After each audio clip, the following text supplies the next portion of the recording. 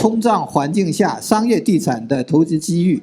那么跟我们来分享这一个主题的嘉宾呢，他是来自 CBRE 的执行副总裁。我们都知道的 CBRE 是全球商业地产服务的投资的领导者，管理着90多个 Fortune 100的机构客户，也是加拿大市场占比最大的商业地产咨询和交易服务机构。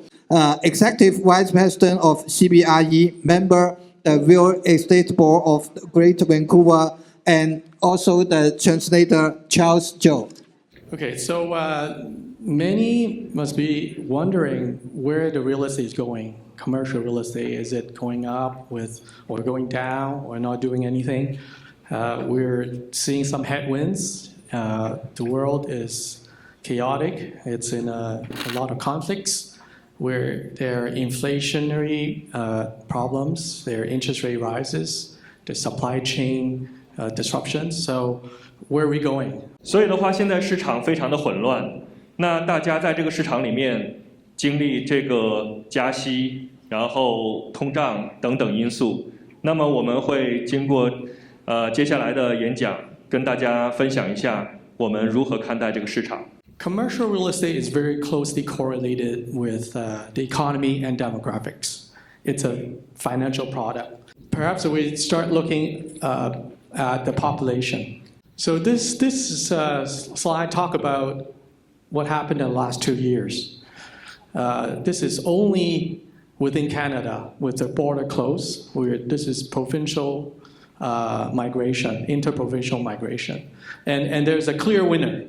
British Columbia being in the last one, we win throughout the entire country. We got all the population moving here.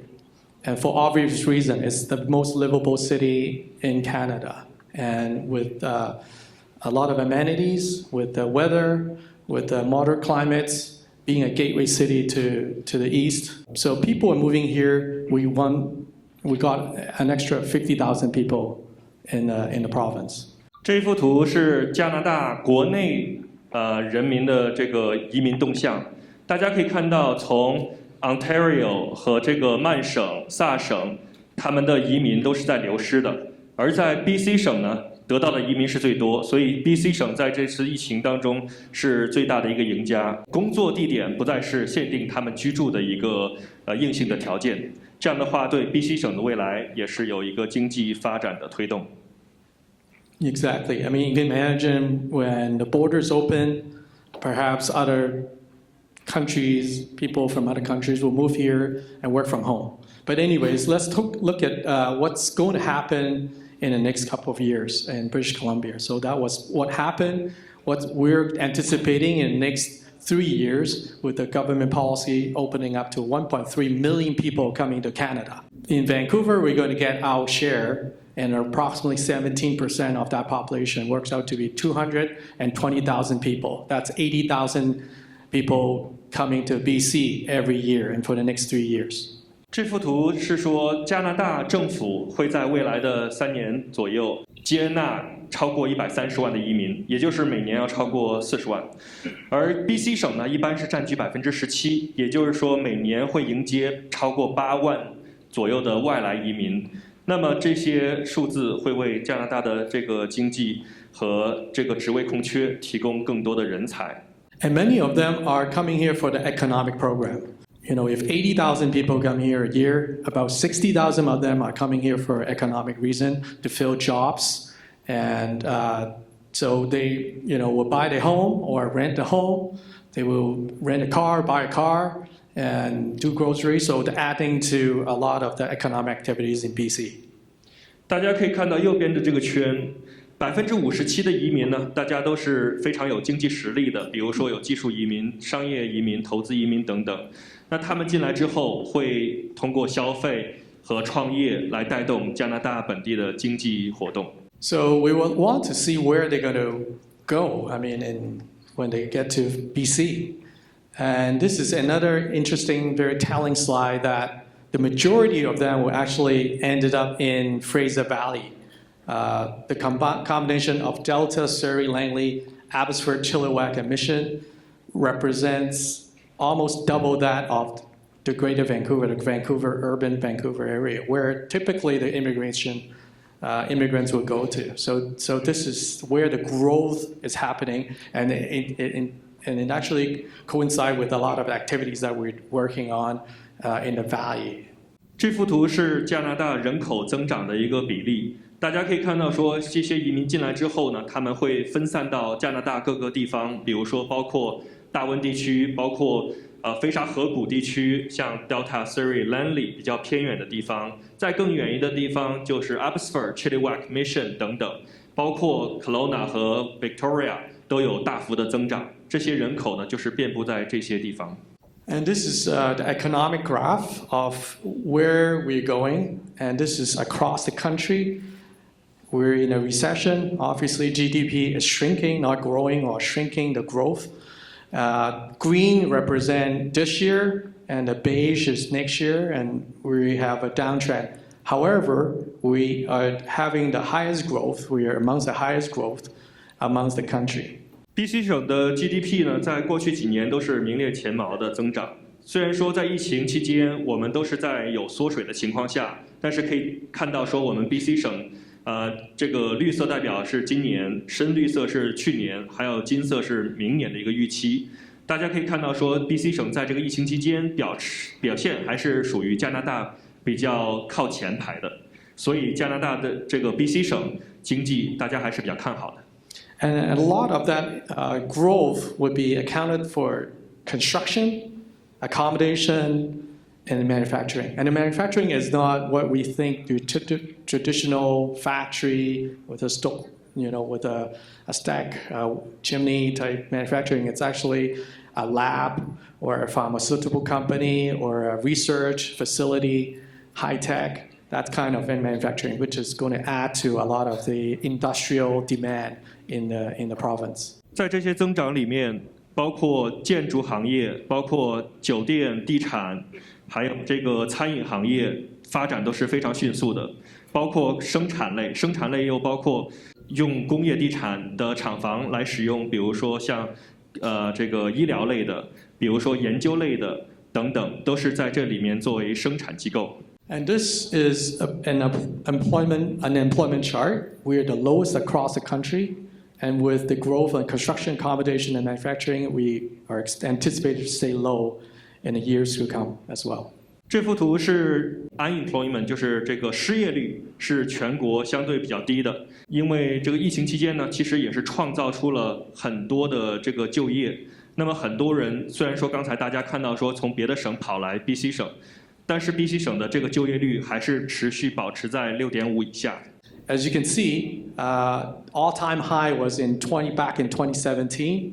It's approximately $12 billion. And last year, driven by low interest rate, we actually reached the top again, close to $12 billion, $11 billion in all. I think what's notable is the type of assets being traded. You can see industrial being the second band, this dark green. And you can see that the growth over the last 10 years is almost like 5 to 6 times that of before. That is a very, very strong growth in capital attraction into this this class. Multi-res, again, also was a darling because of COVID. Everybody still need a roof over their head. This is a logical class of asset that has been growing. Land, ICI land, you can see has been topping, again compared to those of yesteryears. If you think of asset class, you think of what is there to buy. If the interest rate is going up, of course there is a yield requirement going up, so there might be a underlying pressure to buy fixed income property. If you in an inflationary environment, you don't want to hold on to cash because this cash is depreciating, it's disappearing. So what do you buy? If you buy stock, I mean, it's high risk out there. So a lot of the money has been going to land investment. Now in Vancouver, in Greater Vancouver, we basically have land constraint problem. So everything, when you might see a 3-story, €60 apartment, that's really half a land play, half apartment play. something on Broadway, again, same thing as a land play. So a lot of properties, like or maybe an assembly on Canby Corridor, that's a land play. Like 5 houses, 6 houses, assembly is land play. So a lot of the money actually gone into hedging inflation, hedging the risks in the market, buying land. We're seeing a lot of that as well. 大家可以看到，这个不同的颜色代表不同的板块。最下面的颜色是这个办公室，然后再往上一点是工业，再往上绿色是零售，再来是多住宅，最上面橘色是这个土地。那刚才 David 的这个建议呢，就是说大家如果说想要买什么东西投资的话，可以从这幅图里面看到说我们买这个土地是非常好的，因为你看这个土地是非常这个橘色非常多，也就是说它交易量非常大。因为现在大家对抗这个通胀，所以如果说买固定分红或者是一些股票啊这些高风险的都不是太好，所以大家为了对冲风险，都会投资在比如说土地，比如说多住宅，还有这个工业地产的板块。大家也会看到说，办公室在2016年、17年、18年都非常高，然后到2020、2021。严重的缩水了非常多，因为大家很多都不在这个办公室办公了，所以的话它的交易量也是大幅的下降。但是大家看到工业地产这一块呢，在过去几年中都是持续的增加的，所以工业地产也是表现得非常的强劲。And the next one is the cap rate curve. Cap rate it's a shadow of the interest rate curve. So when interest rate goes down, the cap goes down. When interest rate goes up, the cap rate goes up. We've seen the cap rate is driving up. It's an opportunistic time to look for higher yield properties. And this is why I was saying it's an exciting time to buy high cap rate properties with land an underlying value in the land play. And that happens a lot in the Greater Vancouver area. 这幅图是资本化率的一个表，它是从这个2011年左右一直到现在。大家可以看到说，根据这个利率的不同，它的这个资本化率走势也是不一样。利率越低的时候，它资本化率也会随之下降。那利率涨的时候，大家可以看到，最后它开始往上走了。也就是说，它现在资本化率呢也是为了提高，因为这个必须要提高上来才能盖住大家的这个利息贷款，如果说太低的话，就会没有人买。Same old map that I showed everybody about the land constraint. Vancouver, we're land constrained, and we have the ocean to the west, mountain to the north, borderline, and the rest of the land, the green area is land reserved, agricultural land reserved. So you can't even build on it. So. I mean, this is why we're seeing upzoning over upzoning over upzoning. It's an upzoning town. When you see the red, it's the only large land inventory remaining in British Columbia or in Greater Vancouver.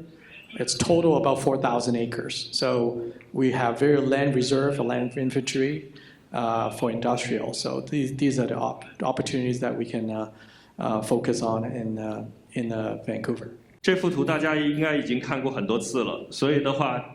大温的地区土地非常的稀缺，上面是山，下面是美国，左边是这个大海，所以唯一能拓展的就是往东边拓。大家可以看到红色的地方，就是现在唯一的一些工业地产的空地是可以直接开发的。灰色的呢是工业地产现有的土地。如果说要开发，需要拆房子，所以的话，大家能看到说，工业地产的地其实也就是这么多，非常非常的稀少。Okay, so what is the takeaway? The takeaway is area of opportunities will be Fraser Valley, industrial properties, residential properties. Those are the, some of the takeaways in Vancouver. We have a strong economic and demographics fundamental coming to us. So I think. In the long run, we're very strong. BC is still very strong. 所以在这个接下来的这个市场呢，大家还是可以选择，比如说像住宅、多住宅地产啊，然后比如说工业地产这些比较强劲的，甚至是一些开发性的土地，作为一个投资的选择。那大家在投资的时候，当然是需要一个非常专业的团队。大家如果有兴趣的话，也可以跟 David 联系。Yeah.